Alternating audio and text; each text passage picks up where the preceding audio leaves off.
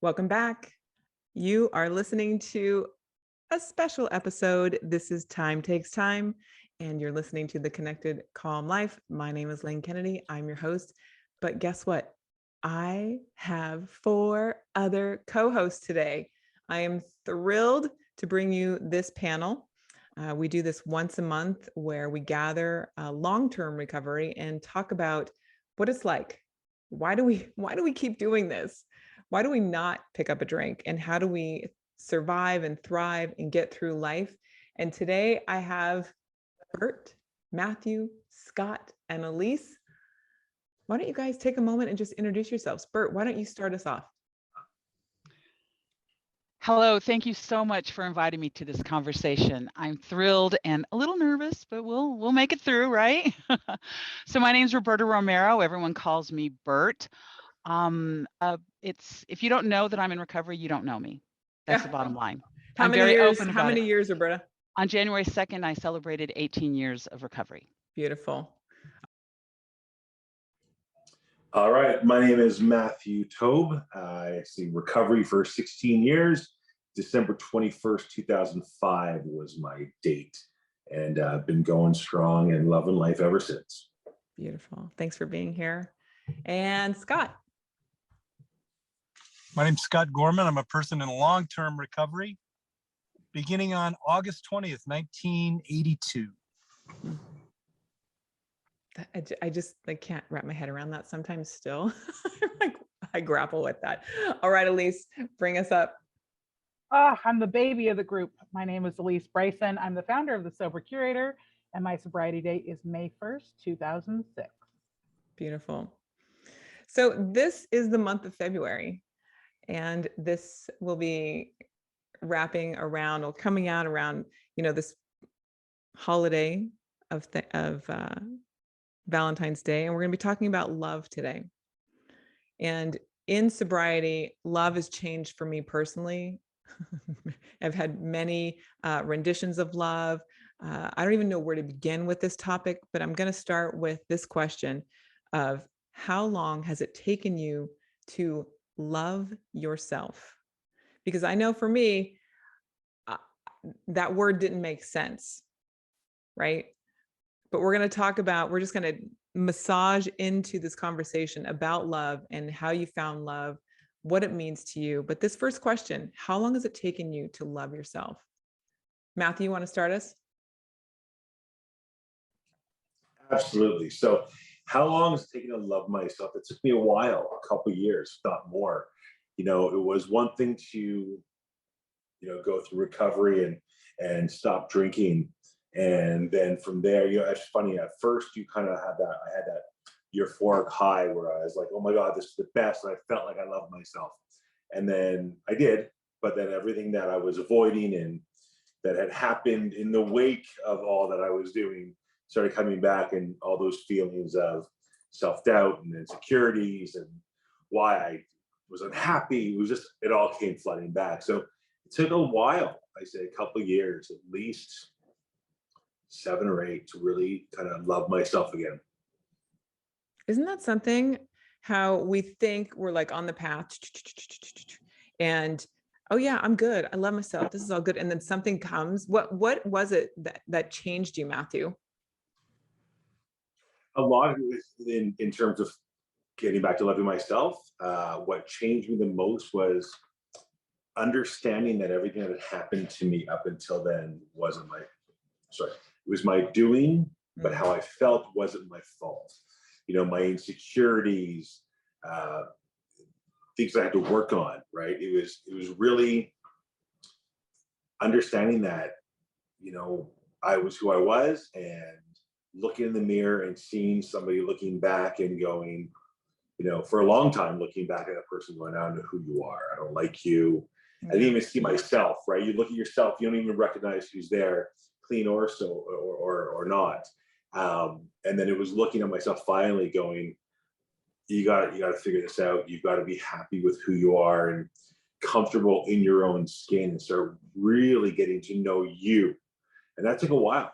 Really, I mean, with therapy as well, it took a while to figure out who I was, and then start to like that person, because it's really easy to look back at all the things that I had done and really not like that person, and understand that I no longer was, that person was there, it was a part of me, but it isn't who I am now. Yeah. You know, and I would have that anxiety coming. Like I would think back, even now it comes every once in a while. I'll think back to something that I had done. I'll get that awful, like kind of like sinking feeling of like, oh, of dread, and feel awful for what had happened. And then be like, you know what? It was 20 years ago. Like, I can't be mad for what happened 20 years ago. Because in the grand scheme of things, that 20-year ago moment that is making me feel bad about what I've done or about myself, really, it's an electric current in my brain. It's gone. It's way far behind. It happened and it's gone. So it's understanding and realizing that I'm okay with who I am now, and I'm allowed to make mistakes and not, like, you know, implode. Yeah, so true. Roberta, how long has it taken you to fall in love with yourself? That's a really loaded question for me. And my head's like buzzing through it. And I'm going to tell you, I actually kind of approach it the same way I do, one day at a time. And I have to make this choice to love myself over and over again. My low self-esteem and insecurity is with me, is part of who my makeup is. And so living in that kind of fear is really unhealthy for me, but it's my go-to place. So I have to choose it all the time. And again, being, that 1982, that was the year I graduated from high school. But going back to those old days of the way I was born and raised, this whole deferment, like I always put everybody ahead of me, always. When I look at that list of all the things that you're supposed to take care of, especially when I was getting sober, they're like, you need to put your name you need to put your name at the top. And I'm like, I didn't even know I could put my name on the list. Oh, okay.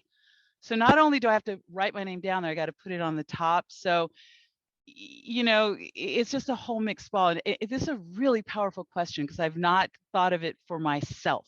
Yeah. I'll ask sponsees or I'll ask other people, but for myself, when do I love myself? So I guess I keep it really quiet, but close. Because it's almost like pride, like, oh, she loves herself. You know what I mean? So what do you have to love? It's still a real wrestling moment for me. So I would say that right now, I love myself. Right now, this moment. Right now. That's what I can answer you. That's all that matters. Right now. This conversation is all that matters. Right? This is it. Yeah. Scott, were you on the top of your list of loving yourself? Lane, all I got to say around that is it's a work in progress. It is a work in progress. I will have, as I reflect, I use this analogy. If I saw somebody talking to my 9-year-old or my 12-year-old in a way that was violent or diminishing or threatening, I would do whatever it took to stop that from happening. And then a long timer years ago said to me, hey kid, why is it okay for you to talk that way to yourself? Why is it not okay to talk to your children? And that was the beginning of rewiring the default of, you suck, Scott. That hurts my heart. And that has slowly changed. And do I still fall back in that? Certainly. But I have a big tool belt to be able to deal with that. So that's what I think about that. So are you loving yourself today? 100%. And I started had to do, the Postit notes on the, it had to start, it started real fundamentally like that. Yeah. My whole recovery journey is based on fundamentals. 100%. Yeah. It does. It helps to have the little Post-it notes, the reminders by your bed, right? Because we have that negativity bias already set up inside. and years of drinking and using, it's harmful. It's really harmful. And so I like what you were just talking about, Scott, this, like, I wouldn't want anybody to talk to my kid that way. Like, I wouldn't allow it at all. But meanwhile, inside, I can go there in a second. And it's so painful to know that even in long-term recovery, it's still there and alive. And it's really like one moment to one moment, being in this present moment, that I can say, no, I'm not going to listen to that right now. Alysse, where are you on this scale? Are you loving yourself today?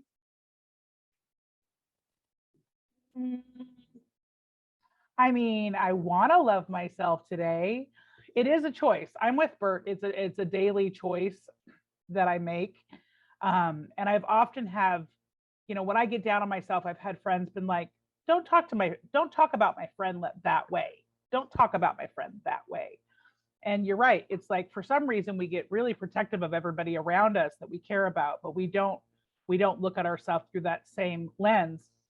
And as you're talking about notes, this happened before I got sober, but I was going through one of my 800th breakups.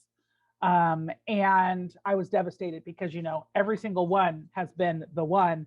And I was devastated. And a really good friend of mine, her name is Petra, and she was getting ready to leave and go back to the Czech Republic where she was from. And she really wanted me to like get it together and celebrate her time before she was leaving and not be so focused on this breakup.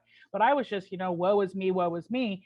And she had a key to my house. And I came home after work one day and she had taken 8 by 10 sheets of paper, hundreds of them, and written positive affirmations about me and plastered my whole house with them, to the point that my kid was like, Mom, did somebody break in?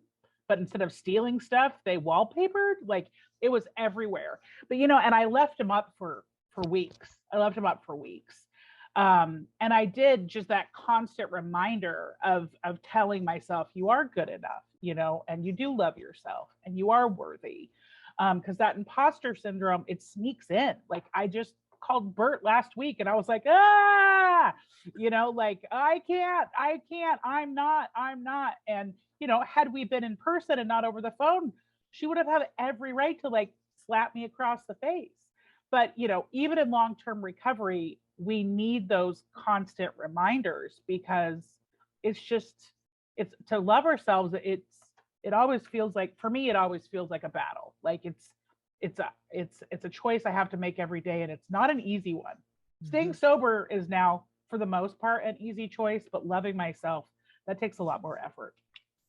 It takes a lot of work, right? It just does. That's what I'm hearing from each of you. And Elise, I was just thinking about walking into your house and having all of those signs everywhere. But before that, I was thinking about the breakup and relationships that we get into. And when we have our hearts broken in recovery. I know anybody else had their heart broken in recovery? Hands raised? Nobody. Okay. Matthew, you're not. Just me, really? Seriously? Just me?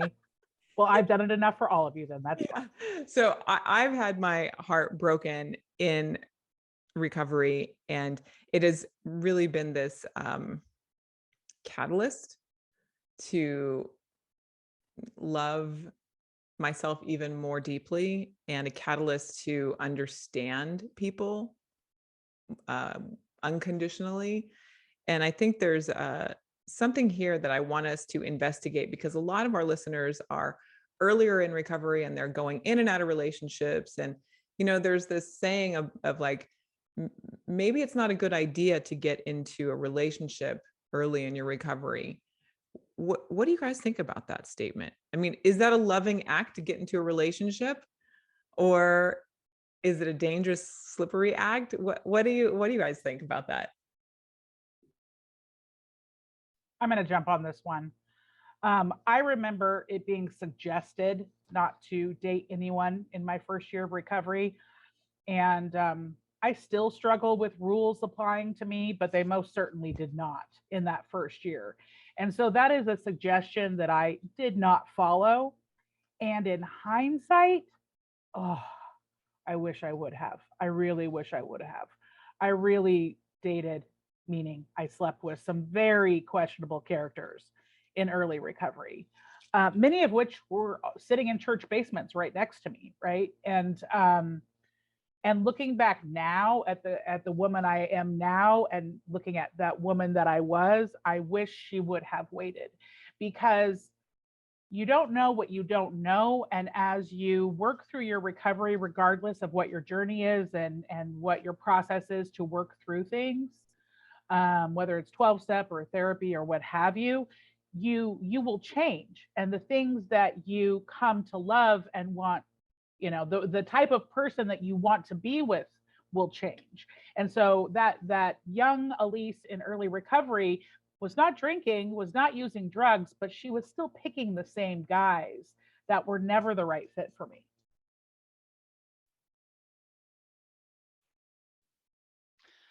And I would add that for me, especially that first year of recovery, I'm looking for any kind of distraction I can.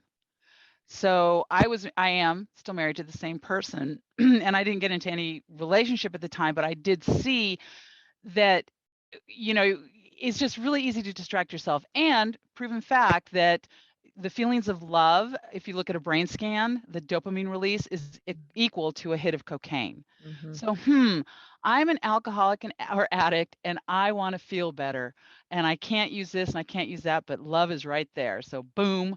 So I just think that it's just a very delicate balance. And again, getting back to that love, or putting yourself first, that first year of putting you on that list and then really taking care of yourself without the distraction and really building that foundation, I think is just so important. But, I can understand the slippery slope, Elise, exactly what you said. I mean, they're all here and you're just you're bonding. The pink cloud is so delicious, and to share it with someone else, you can get why that would happen. But yeah, I highly recommend against it personally, but life is life.